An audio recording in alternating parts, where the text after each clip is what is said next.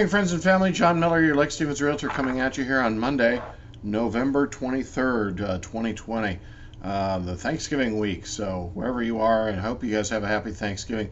Obviously, we're back to square one of our lockdown. CDC is asking people not to travel during Thanksgiving and not to gather more than, I don't know, 5 or 6 people, and not from outside of your household. Going to be a kind of a grim Thanksgiving, as it were. So. Anyway, so wherever you are, I hope you have a happy Thanksgiving. Eat lots of turkey. Anyway, this week's question comes out of Lake Stevens, Washington, and the question: what are iBuyers? And you've seen that on the internet. You've seen a lot of you may have received stuff in the mail. You may have seen ads on TV or the radio regarding iBuyers. And is there a what the heck is that all about? Some people call them instant buyers. The term that's used, internet buyers. And basically what it is, it's an investment group. It's usually not an investment and not an individual, but a group of investors who buy real estate for cash. They use that based on an assessed value model. And they come in and say, we'll pay you cash, we'll close in a week. And obviously the offer is materially lower than market.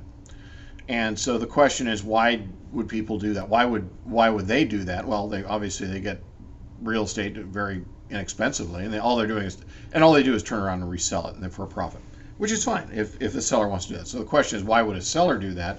Well, seller may need, for whatever reason, to sell in a hurry, may need cash in a hurry, and is willing to do that, willing to sell at a steep discount, give up the majority of his equity just to get out of the house he's in.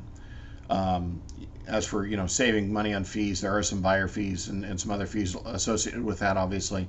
But you're trading convenience for a great deal of proceeds and equity. So the question is, what kind of market share do they have? Currently, 0.2% of the market is being driven by iBuyers, which isn't really a significant portion. So the question is, why is that popular? Why are we seeing all these? What's the point, basically? And here's what it comes down to.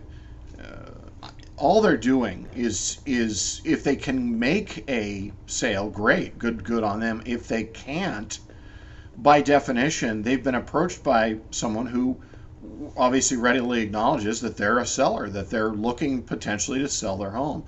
So they take that information, they hand that off, either they sell it or they hand it off to a lead generation service or another brokers they have an agreement with that will, okay, if you're looking to sell, let's get an agent, and here's what your house is currently worth, market conditions, and let's get your house sold. So again, it's more of a drive toward lead generation than anything else. It's not something, obviously, if I had a client call me and say, well, what about an iBuyer? I would obviously recommend against it. I just can't think of any situation where you would, that would be something you'd need. I mean, it's just those circumstances are so few and far between. It's not necessary. Again, the whole thing is geared for lead generation. So if you have any questions about that, or if you're contacted by one, what's this all about? Give me a call. I'll be very happy to go over that in detail with you. Interest rates. Look at that. Look, 2.72% on a 30-year fixed. Unbelievable interest rates. Market tends to slow down this time of year. We've obviously got a very low inventories right now. I have a lot of buyers who are still looking, and obviously frustrated that what they're looking for just isn't on the market right now. So I've only got basically one seller left for a unique piece of property here in Snohomish County. But anyway, if you have any questions about the market, obviously let me know. So that's it for the week. Again, wherever we are, stay safe and healthy. We love you. Have a happy Thanksgiving, and we'll see you next week. Bye.